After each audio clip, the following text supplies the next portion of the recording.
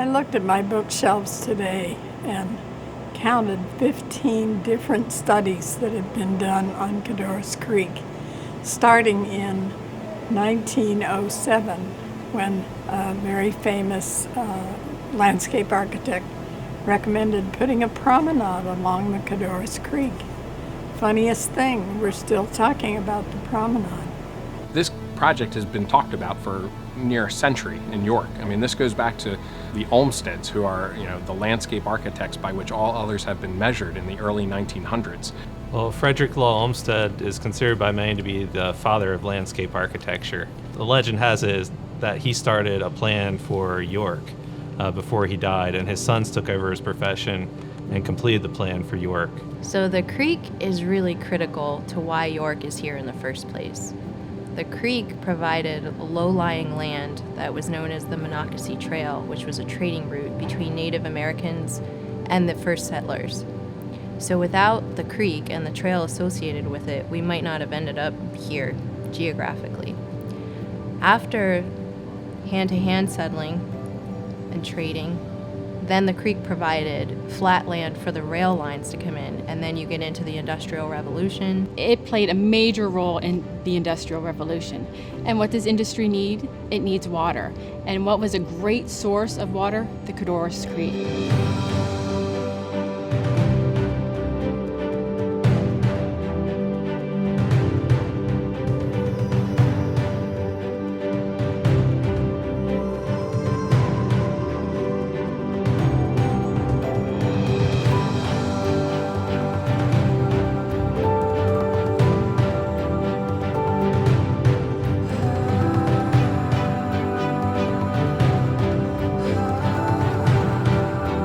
What we actually did was look at census data to determine what are our opportunity enclaves. Basically, what areas of the city could be most impacted by investment. Let's start there, because if we have this money to spend from the state to fund this project, we need to make sure that we're spending it where it's going to be most impactful.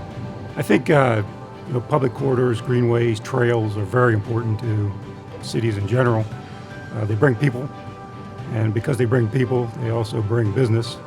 So for a downtown that's trying to grow and trying to prosper, obviously the more people you get, the more businesses you attract, the more successful you're going to be. Public infrastructure in our community is an asset for everyone. So we have lots of private property in any given downtown or city, but there's very few assets that the entire community can enjoy. So when we invest in public infrastructure, not only is it creating community commons where everybody can come and enjoy, but it also tends to be investing in infrastructure of some type. And then it is also an incentive to development, to additional investment. It really improves that investor confidence, whether it's the home that I own in the city, or the business that locates in the city, or York College on one side, or People's Bank Park on the other. The Codorus is really that common thread that weaves us all together. And to invest in that's quintessential government, but that's quintessential community. York is so excited about the economic development that's occurring here.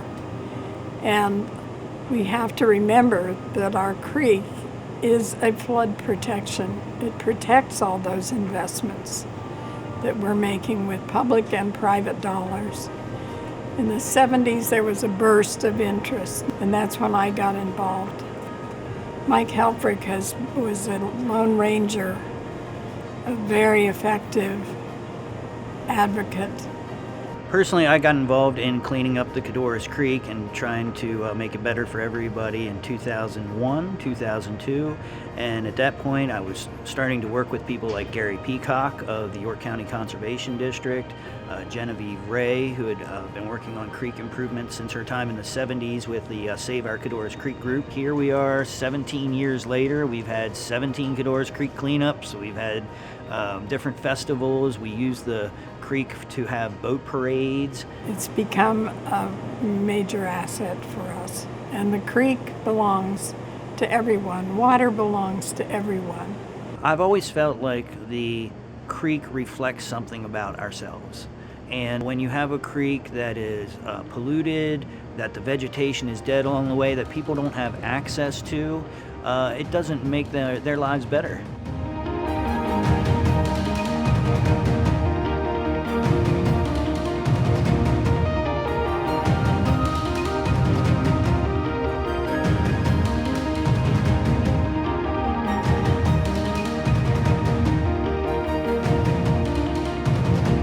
Revitalization potential is so important because if you don't create some of these infrastructure assets and you don't make the enormous effort, which it is, to get there, some of these neighboring communities, they're just left to sort of fend for themselves. And we have a lot of areas that are transitional or under-resourced.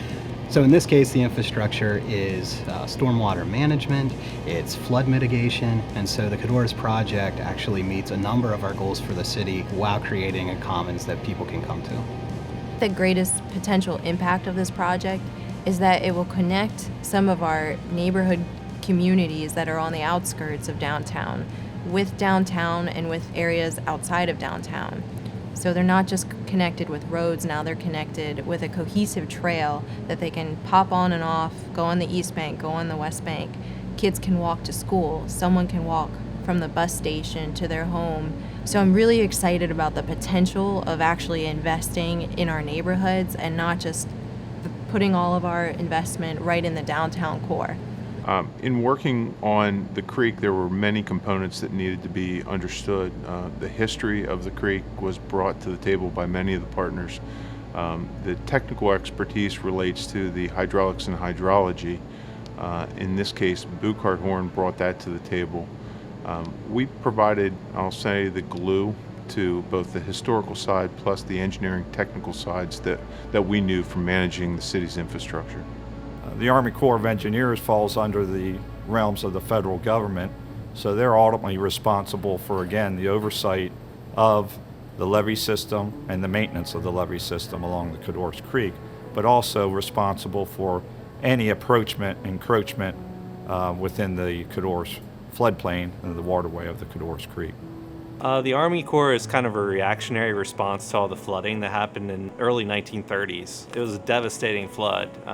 Probably a quarter-mile swath through the city, wiping out businesses and homes.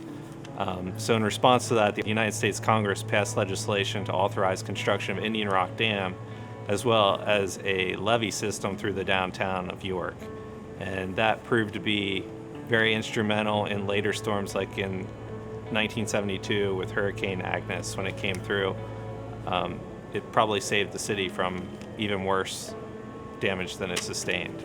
We have to respect the power of that water when it comes up over the bridge, which I've seen.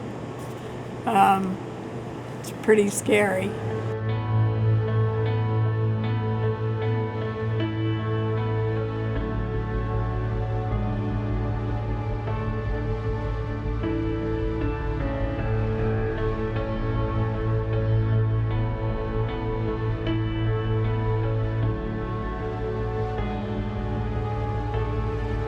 Yeah, one of the challenges of addressing the flood impacts when a community is constantly changing, properties are being developed, other properties are being demolished, is that you only have a window of time to do the improvements you want to do. The Codorus watershed is part of a larger watershed, that's the Chesapeake Bay watershed. The Chesapeake Bay is impaired, and there are mandates from the federal government and at the state level so that we can clean up our watersheds. Recently, this was brought to the forefront again.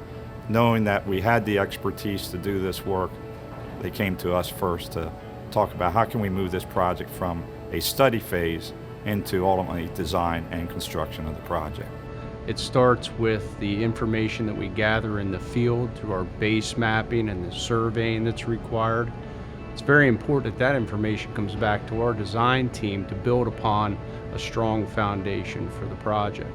In addition to that, the vision of the community, a strong project manager to pull the stakeholders of the community together to establish that vision and help lead them toward a decision on the implementation of that project.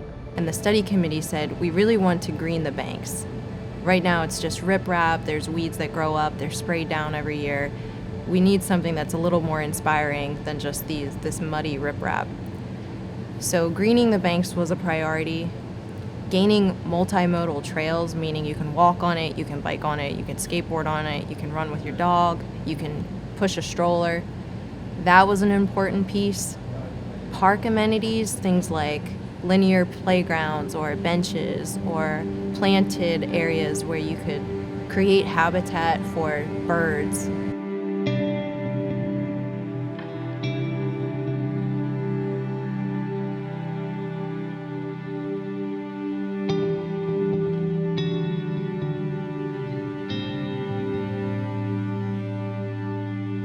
We brought Buchart Horn onto this project because of the level of expertise that they have. Obviously, their commitment to this community. They know the Codorus certainly well. They know the city of York. It's their headquarters. And they've worked in this field in other communities. And we actually have seen other projects that they've worked on where they have improved waterfronts. So they have the level of expertise, the capacity, and certainly the commitment to this community to get this job done. The majority of the work that's needed for analyzing and studying the Codorus Creek is tied to civil engineering and tied to basically the hydraulics analysis, obviously surveys of the site, surveys of the infrastructure that is in place on the properties that are going to be affected by the expansion or the improvements to the Codorus Creek. For the low flow channel, and that's what people see normally, that's sort of the amenity values. And whatever we do for the low flow channel, we have to compensate for on the peak flow patterns. The design elements of the Creek project include a West Bank trail that's along the west side of the Codorus. So the entire trail would go from Grantley Road to North George Street and meet up with the Heritage Rail Trail. This was created to create some kind of loop so that you could use on the East Bank the rail trail, and then on the West Bank our new West Bank trail. We felt like that area of the city wasn't receiving as much infrastructure investments as downtown or the rail trail area. So it's an effort to try to be more equitable and provide these areas of the city with these infrastructure resources. So since moving downtown, I've been involved in a number of initiatives. In addition to be a recreational user and for transportation, we also, because we live right in the edge of the floodplain, and the critical importance of flood control for our property is certainly something we're concerned about. The real challenge of this project is that you have all of these engineering feats that you're trying to mitigate, like the flooding potential or the fact that there's bedrock on the bottom of the channel. And then you actually want something that's worth building, that's appealing to the public, that people can use. This project has a lot of complexity and detail built into this, and certainly the size and scope of it. You're looking at environmental improvements, infrastructure improvements. So the infrastructure that we build should last for generations, and it's beholden on us to ensure that whatever we create is cared for in perpetuity. So we want to be good stewards for future generations. We want to make sure that the infrastructure we build now is sustainable. And so 20 years from now, we don't want somebody looking back and saying, why did these people create something that's been so difficult for us to maintain? When you're talking about sustainability and maintenance, it's very important. We get people that come in on a daily basis to see us that have projects. And what happens is people don't always think that in the future, wherever the project is, will have to be maintained. So it is definitely important that we get out there and we think about it ahead of time to make sure that we have a funding source so we can take care of the maintenance moving forward in the future. The city has tried over the last 10 years to make sure that in a major public works project, they do have funds set aside to maintain those projects in the future. And we also plan to do that with this project, to have an endowment set aside so that there will be funds available on an annual basis to maintain the project. So both economically, psychologically, this really could improve our city, and it could be the beautiful centerpiece of the city that it once was. And now to have a project team in place, to have a governor that is willing to bring this across the finish line, to finally, 100 years later, after this was first studied and those original drawings show very similar to what we want to do today, to bring it across the finish line and make the Codorus that public improvement that we've always wanted it to be.